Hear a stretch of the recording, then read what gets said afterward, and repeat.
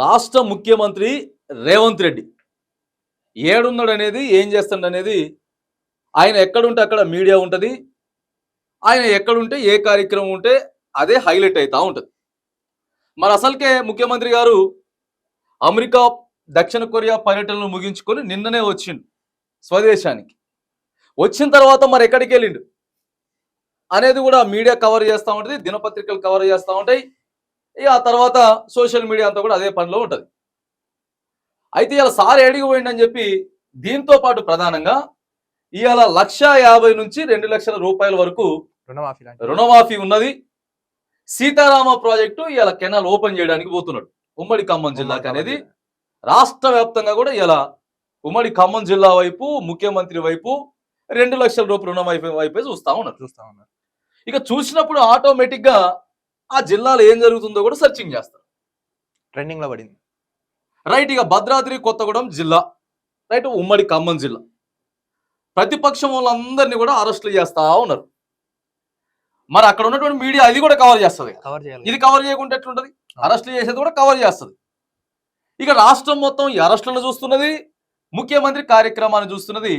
అసలు ముఖ్యమంత్రి గారు దేనికి పోయిండో చూస్తున్నారు, ప్రతిపక్షం వాళ్ళు ఏం చేస్తున్నారో కూడా చూస్తున్నారు. ఇద్దరిని చూస్తారు, మొత్తం చూస్తున్నారు. అంటే భద్రాద్రి కొత్తగూడెం జిల్లా ఉమ్మడి ఖమ్మం జిల్లా వైపు చూస్తా ఉన్నారు. మరి అరెస్టులు ఎందుకు జరుగుతా ఉన్నాయి? ఉద్యమాలు చేస్తే అరెస్టులు ఆగుతాయా? ఉద్యమాలు చేస్తే అరెస్టులు ఆగుతాయా? అలా ఎలా అవుతాయండి? ఒకవేళ నిజంగా అలా అవుతాయి అనుకుంటే బ్రిటిష్ వాళ్ళ నుంచి మనకి స్వాతంత్రం వచ్చేదా? మద్రాస్ రెసిడెన్స్ నుంచి తెలుగు రాష్ట్రాలు విడిపోయేవా? అవును. మళ్ళీ ఆంధ్రప్రదేశ్ నుంచి తెలంగాణ విడిపోయేదా? అవును. ఎలా ఆపగలరు? ఉద్యమాలతోటే ఏదైనా సాధించుకుంటాం. అది ఏదైనా అవ్వచ్చు కాదు, ఎనీథింగ్ అవ్వచ్చు. అంటే ఉదాహరణకు మనకు 4 ఎగ్జాంపుల్స్ ఉన్నాయి కదా మనం చెప్పేవి. ఇక అక్కడ మెయిన్ పంచాయతీ ఏంటంటే సీతారామ ప్రాజెక్టు ఓపెన్ చేయడానికి పోయిండు సారు వైరాల్ ఓపెన్ చేయడానికి పోయిండు.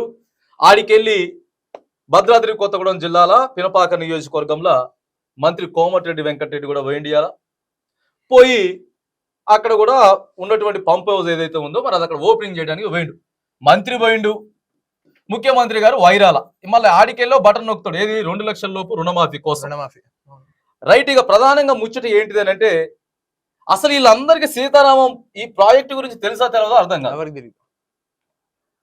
తెలంగాణ రాష్ట్రం నీళ్ల కోసం, నిధుల కోసం, నియామకాల కోసమే ఏర్పాటైంది రాష్ట్రం. అది కేసీఆర్ మొదలు పెట్టింది అని మేము చెప్పం. అది ఎప్పటి నుంచో ఉంది చరిత్ర. ఎందుకనంటే మన దగ్గరది మనది మనకు కావాలి, మన మాట మనకు కావాలి అంతే అనేటటువంటి పోరాటం మీద అయింది. ఇక ప్రధానంగా గోదావరి ఉంటది. గోదావరి నుంచి నీళ్లు పోతున్నాయి, ఇక పోతూనే ఉన్నాయి. గోదావరి నుంచి నీళ్లు పోతున్నాయి, సముద్రం పాలైపోతున్నాయి. మనం పక్కనే ఉన్నాం కానీ ఇంటి పక్కన ఉన్నాం, మనం ఆడుకోలేకపోతున్నాం. ఇది సీతారామ ప్రాజెక్ట్ కాన్సెప్ట్. అటు ఇప్పుడు ప్రతిపక్షంలోని బీఆర్ఎస్ వాళ్ళు కానీ లేకపోతే అధికార పక్షంలోని కాంగ్రెస్ వాళ్ళు కానీ ఒకసారి ఫస్ట్ మీరు ఆలోచన చేయండి. అసలు తెలంగాణ ఉద్యమం ఎట్లా స్టార్ట్ అయింది ఇలా గుర్తుండదు అంటే మర్చిపోయి ఉంటారు, ఇలా మర్చిపోయి ఉంటారు. అది ఒకసారి గుర్తు చేస్తున్నాం. తెలంగాణ రాష్ట్రం అనేది ఇగో ప్రత్యేక మన హక్కుల కోసం ప్రారంభమైంది. దాదాపుగా ఎంతో మంది చనిపోయారు, 1,200 మంది చచ్చిపోయారు. 1,200 బలిదానాలు అయితే వచ్చింది. సరే, అది సోనియా గాంధీ ఇచ్చిరా, కాంగ్రెస్ ప్రభుత్వం ఇచ్చిందా లేకపోతే ఏంది అనేది ఇక అప్పుడు అక్కడ కేంద్ర ప్రభుత్వంలో ఎవరుంటే వాళ్ళు ఇవ్వాల్సిందే తప్పదు. రాజ్యాంగంలోనే రాసున్నది కాబట్టి రైట్, అదొక పక్క పెడదాం. మరి సీతారామకు సంబంధించి నీళ్లు వృధాగా పోతున్నాయా బాబు, మన ఇంటి పక్కన ఉన్న నీళ్లు మనం వాడుకోలేకపోతున్నాం. ఆడికెళ్ళి ఆంధ్రాకి పోయి ఆంధ్ర నుంచి సముద్రంలో పోతున్నాయి, రైతులు ఇక్కడ గోసపడతా ఉన్నారని చెప్పి సరే కేసీఆర్ అడుగు ముందుకేసి ఇక ఆడ పెద్ద కట్ట కట్టి ఆడ మనం డ్యామ్ కట్టాలి, ఆ నీళ్లు ఇటు తెచ్చుకోవాలి. అంటే మన నీళ్లు మనం తెచ్చుకోవాలి, అంతే కదా? అంతే, మన నీళ్ళు మనం తెచ్చుకోవాలి. ఇప్పుడు దిలీప్ భాయ్ మీ ఊరుంది, నీ ఊరుంది, నీ ఇంట్లోనే నీళ్లు పడతాయి, చుట్టుపక్కల ఇళ్ళలో నీళ్లు పడవు, మొత్తం రాయ వస్తుంది అనుకుందాం. నీ ఇంట్లో నీళ్లు పడుతున్నాయి. నీ ఇంట్లో నీళ్లు పడ్డప్పుడు నువ్వు రైట్ ఒక ప్రతిపాదన చేసిర్రు, వీడికెళ్ళి నీళ్లు తీసుకొని పోవాలి, ఇది ఊరికి కొద్దిగా ఉపయోగపడుతుంది అని చెప్పేసి. లేకపోతే అసలు నీ సొంత బాయే అనుకుందాం, నీ సొంత బాయే, నీ సొంత పైసలు పెట్టి తీసుకున్నావు, నీళ్లు పడ్డాయి. సర్లే నువ్వు ఇస్తా ఉన్నావు, లేకపోతే ఊరు అంగీకరించింది అనుకుందాం. నీకు ఇవ్వకుండా నీళ్లు పట్టకపోతారా? అలా నాకు ఇచ్చి తీసుకెళ్ళాలి కదా. అరే పడ్డదే నీకాడ కదా, పడింది కదా, నీకు ఇవ్వకపోతే ఎట్లా అవుతుంది? ఇది కూడా అదే పంచాయతీ. ఇది పంచాయతీ. అదే ఉంటుంది. ప్రాజెక్ట్ ఏమో భద్రాద్రి కొత్తగూడెం జిల్లాలో కడతారు, ఈ పేరు చెప్పుకుని అన్ని వాడుకుంటున్నారు. పక్కన ఉన్నటువంటి ఖమ్మం జిల్లాకి మహబూబాబాద్ జిల్లాకి నీళ్లు పోతాయి. కానీ అక్కడ ఉన్న వాళ్ళకి రావట్లేదు. ఇది కొత్తగూడెం అనుకుందాం, ఈ కొత్తగూడెం పొలాలు, ఓకే, ఇది సీతారామ ప్రాజెక్టు, ఇగో ఇట్లా నీళ్లు పోవాలి. ఇక్కడ ఖమ్మం ఉంటది, మహబూబాబాద్ ఉంటది, మరి కొత్తగూడెం వాళ్ళకి ఇట్లా పోయే నీళ్ళే కదా, అంతే కదా, మరి నీళ్ళు వదలరా? ఇటువైపు వదలాలి కదా. అరే వాళ్ళ పక్క నుంచి పొలాలు పోతే వాళ్ళకి నీళ్ళు ఇవ్వకుండా అటెంట్ తీసుకుపోతావు, అలా తీసుకెళ్తావు. అవును, ఈ డిపిఆర్ ఎవరు చేశారంటే బీఆర్ఎస్ వాళ్ళే చేశారు. బీఆర్ఎస్ వాళ్ళే చేశారు. ఇప్పుడు ఎవరైతే ఈ అరెస్టులు చేస్తారో వీళ్ళే డిపిఆర్ చేశారు, వాళ్ళని వీళ్ళే కరెక్ట్, వాళ్ళేది ఇదని మనం అంటలేము. వీళ్ళు చేస్తే అప్పుడు కేసీఆర్ ఉన్నాడు, హరీష్ రావు ఉన్నాడు, కేటీఆర్ ఉన్నాడు, ఎట్ట తీసుకుపోతారని నాకు అర్థం కాదు. అలా తీసుకుపోతారు. అరే పక్కన ఉన్నోడికి తిండి పెట్టాలి కదా, తిండి పెట్టి కూడా తీసుకుపోతున్నారు. రైట్ గా చివర్లో ఏం జరిగిందనంటే ఇప్పుడు అధికారంలో ఉన్నటువంటి కాంగ్రెస్ పార్టీ అప్పుడు సేమ్ ఇదే ధర్నాలు, ఇదే ముచ్చట, ఇదే కథ, ఇదే జరుగుతా అంటే ఏం చేసిందంటే ఇక కేసీఆర్ ఇట్లా అయ్యేటట్టు లేదని చెప్పి, లేదా బాబు ఆడవాళ్ళకి నీళ్ళు ఇవ్వాల్సిందే, నీళ్ళు ఇవ్వకపోతే మాత్రానికి ఇబ్బంది అవుతుంది. ఎట్లయితే మనం సముద్రంలోకి పోయేటి, ఆంధ్రాకి పోయేటి ఎట్లయితే ఆపి తెచ్చుకుంటున్నామో, ఎట్లయితే పోరాటం చేసినామో, ఎట్లయితే ఉద్యమం చేసినామో, ఇవాళ అక్కడ రైతులు కూడా అట్లే చేస్తారు కదా. వాళ్ళు ఏం చెప్తున్నారు, రైతులు ఫైనల్ గా రైతులు ఏం చెప్తున్నారు అంటే మాకు నీళ్లు ఇవ్వండి, మా నీళ్ళు మాకు ఇవ్వండి, మా దగ్గర నుంచి పోయే నీళ్లు మాకు ఇచ్చిన తర్వాత, అది వాళ్ళు రైతులే మేము రైతులే, ముందు మాకు ఇచ్చి తీసుకెళ్ళండి, ఇక్కడ ఇచ్చిన తర్వాత తీసుకపోండి అని చెప్తా అంటే ఇక కేసీఆర్ కొద్దిగా ప్రయత్నం చేసిండు, ఒక ముందడి చేసిండు. సరే ఆయన తప్పు లేదని మనం అంటలేం, ఆయన తప్పు ఉంది కానీ సర్లే, అరే ఇది కూడా కరెక్టే కాదనా, ఇవ్వకపోతే ఎట్లా నీళ్లు ఇయ్యాలిగా, రైట్, ఏడాడ ఎత్తిపోయాలో, ఏడాడ మోటార్లు పెట్టాలో సరి చేయండి బాబు, వాళ్ళకి నీళ్ళు ఇవ్వకపోతే అదేం కథ అని చెప్పేసి అని అన్నాడు. ఈ లోపు ఎన్నికలు వచ్చినాయి, అది ఆగిపోయింది, కేసీఆర్ ఓడిపోయింది. మరి ఇప్పుడు కాంగ్రెస్ పార్టీ అధికారంలోకి వచ్చింది, అది కంటిన్యూ చేయాలి కదా, మరి దాన్ని ఏమైందో చూడాలి కదా. దాన్ని ఏమైంది, అరే ఏం అప్పుడు వీళ్ళకి తెలుసు కదా ఆ ముచ్చట, కాంగ్రెస్ వాళ్ళకి తెలుసు ముచ్చట, తెలుసు, వీళ్ళు కూడా అప్పుడు పోరాటం చేశారు కదా, పోరాటం చేశారు కదా. ఇవాళ ఏం చేశారంటే ప్రభుత్వం వచ్చి 7 నెలలు అయింది, ఇవాళ పోయిండు సేమ్ ఎట్లయితే అట్లే ఉందో దాన్ని ఓపెనింగ్ చేస్తున్నాడు అంతే. మంత్రులు, ముఖ్యమంత్రి గారు అందరూ పోయినారు. మరి ఇక్కడ రైతుల పరిస్థితి అని చెప్పి ఇప్పుడు ఈ పార్టీ వాళ్ళు అడుగుతున్నారు. ఇప్పుడు మళ్ళీ ముందు వస్తారు అసలు వీళ్ళని, ఇక ముందు అదే ఆడైనా ఉన్నదిలే, ముఖ్యమంత్రి ఆ జిల్లాకు ఆ నియోజకవర్గానికి పోతే ప్రతిపక్షం అందరినీ తీసుకుపోతారు, పోలీస్ స్టేషన్ లో సాయంత్రం దాకా కూర్చోబెడతారు, అవసరం అయితే వాళ్ళే కూల్ డ్రింక్ లో కొద్దిగా టిఫిన్ పెట్టి వాళ్ళే పంపిస్తారులే. కానీ సరే అది ఓకే, కానీ ఆగుతాయి అంటున్నా, ఉద్యమాలు ఆగుతా ఉన్నాయి. ఈ రాజకీయాల కోసం ఏంటిదండి, రైతులకి నీళ్ళు ఇవ్వండి ఫస్ట్, రైతులకి నీళ్ళు ఇచ్చేటటువంటి ప్రక్రియ చేయాలి. ఇగో ఇది జరుగుతుంది వాస్తవం.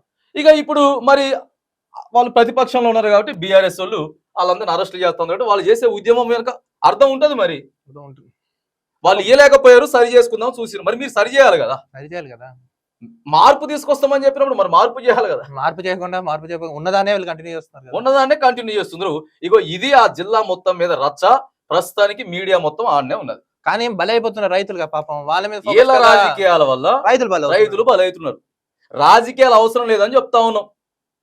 అరే మనకు అన్నం పెట్టే రైతుకి మనం కృతజ్ఞత చెప్పి రూపంలో కనీసం ఇదైనా చేయొచ్చు కదా. 2 లక్షలు రుణమాఫీ చేశాడు, బానే ఉంది, పంట పొలాలు పండిస్తాడు కదా రైతు. అరే ఇప్పుడు నీ దగ్గర దవ్వుకొని నీకు నీళ్ళు లేకపోతే ఒక రోజు చూస్తావు, 2 రోజులు చూస్తావు, 2 నెలలు చూస్తావు, తర్వాత ఏం చేస్తావు, అడుగుతారు. అడగటం కాదు, ఆపేస్తావు మొత్తానికి. ఆడ నాకేయకుండా ఎట్ట తీసుకుపోతున్నావు అని చెప్పి ఎదురు తిరుగుతావు, అంతే కదా. అవసరమైతే దాన్ని బూడిపే ప్రయత్నం చేస్తావు, లేకపోతే వీళ్ళకి తెలవకుండా నువ్వే మోటార్లు పెట్టుకొని మీటర్లు పెట్టుకొని లాగే ప్రయత్నం చేస్తావు. మరి ఆడి దాకపోతే వేరే అవుతుంది ముచ్చట, అంతే. సో ఇది ఆడ జరుగుతున్నది. ఇది అన్న రాజకీయ నాయకులు గుర్తించాలా, పాలించేటోళ్ళు ఇవన్నీ గుర్తించాలండి. అంతేగాని మేమే ఈడికెళ్ళి తీసుకుపోతున్నాం కానీ ఇయ్యమనంటే అది ఎట్లయితుందండి. వాళ్ళకి 100% అక్కడ ఉన్నటువంటి స్థానికంగా ఉన్నటువంటి రైతులందరికీ కూడా ఆ నీళ్లతోటి చుట్టుపక్కల ఏవేవైతే చెరువులు ఉన్నాయో వాటిని నింపాలి. ఆ చెరువులను నింపాలి, అవసరమైతే ప్రత్యేకంగా మోటార్లు పెట్టాలి, ఎన్ని ఎకరాల ఆయకట్టు ఉన్నది, ఎంత ఉన్నది ఏందనేది చూడాలి.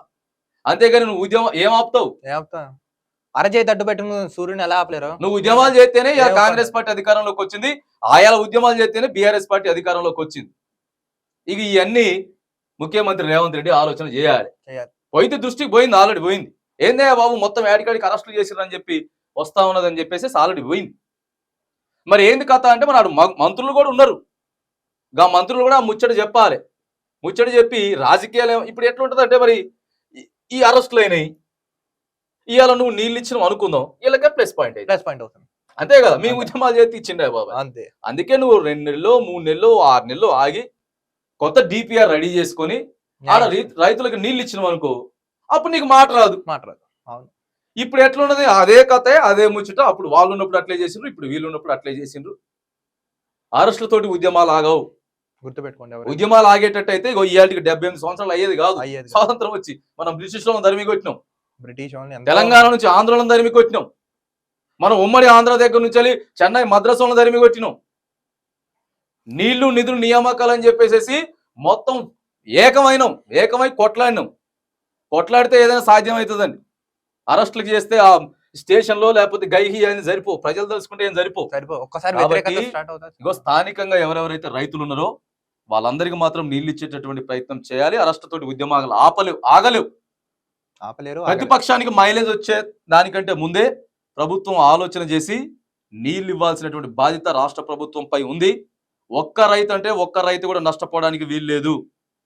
ఒక్క రైతు నష్టపోయినా, ఒక్క రైతుకి అక్కడ అన్యాయం జరిగినా, ఒక రైతు ఇక్కడ ఇబ్బంది పడ్డా కూడా మొత్తం రాష్ట్రం యావత్తు చూస్తుంది. కాబట్టి ఇవన్నీ కాకముందే రాష్ట్ర ప్రభుత్వం నీళ్ళు ఇవ్వాల్సినటువంటి బాధ్యత మరి అలా ఉన్నది.